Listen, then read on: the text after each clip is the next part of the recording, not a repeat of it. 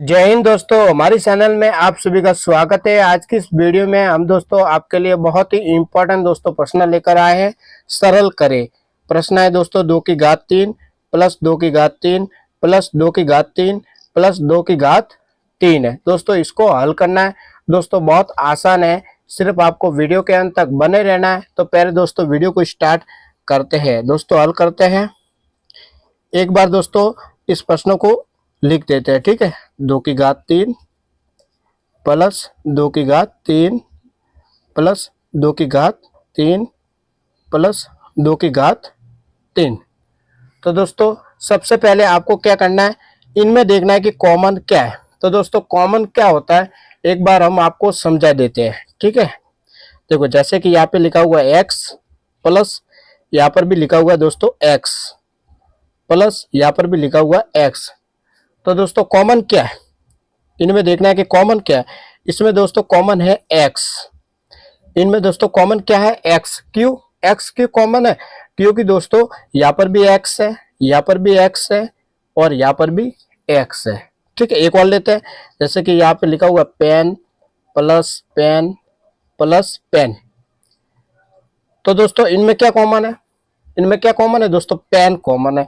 क्यों pen common है, क्योंकि पेन यहाँ पर भी है, पेन यहाँ पर भी है, पेन यहाँ पर भी है, ठीक है दोस्तों। तो इसी प्रकार दोस्तों आप इसमें बताओ कॉमन क्या है।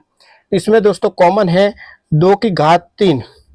अब दोस्तों 2 की घात 3 इसमें कॉमन क्यों है, इसलिए मेरे दोस्तों कॉमन है 2 की घात 3, क्योंकि 2 की घात 3 यहाँ पर भी है, 2 की घात 3 यहाँ पर भी है, 2 की घात 3 यहाँ पर भी है और 2 की घात 3 यहाँ पर भी है। समझ गए यहाँ तक। अब देखो 2 की घात 3 का भाग इस 2 की घात 3 में देना है, कितनी बार जाएगा दोस्तों, एक बार।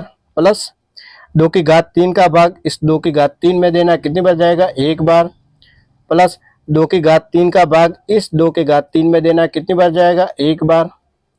2 की घात 3 का भाग इस 2 की घात 3 में देंगे तो कितनी बार जाएगा दोस्तों, एक बार जाएगा, ठीक है दोस्तों। अब देखो आगे 2 की घात 3 कोष्टक 1 प्लस 1 प्लस 1 प्लस 1 कितना हो गया, 1 और 1 2 3 4,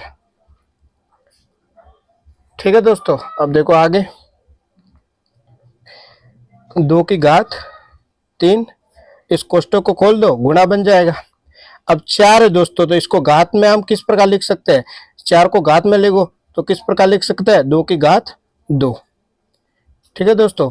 4 को दोस्तों हमने घात में लिखा सिर्फ, और कुछ नहीं किया। देखो 2 की घात 3 यहाँ से कोष्टक को हटाया तो गुणा आ गया, ठीक है। और 4 को लिखा दोस्तों घात में, तो 2 की घात 2 लिखा। अब मेरे दोस्तों आपको घातांक का जो नियम होता है आपको पता होना चाहिए। घातांक का नियम क्या है दोस्तों, जब आधार समान हो दोस्तों, आधार समान हो तब घातें जुड़ती है, तब घातें जुड़ती है। ये ध्यान होना चाहिए दोस्तों आपको। जब मेरे दोस्तों जब आधार क्या हो, समान हो, तब घातें जुड़ती है।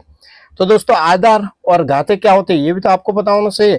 आधार क्या होता है दोस्तों, इसको तो बोलेंगे आधार, ये भी आधार है, इसको भी बोलेंगे आधार, और इसको बोलेंगे घात, और इसको क्या बोलेंगे दोस्तों, घात।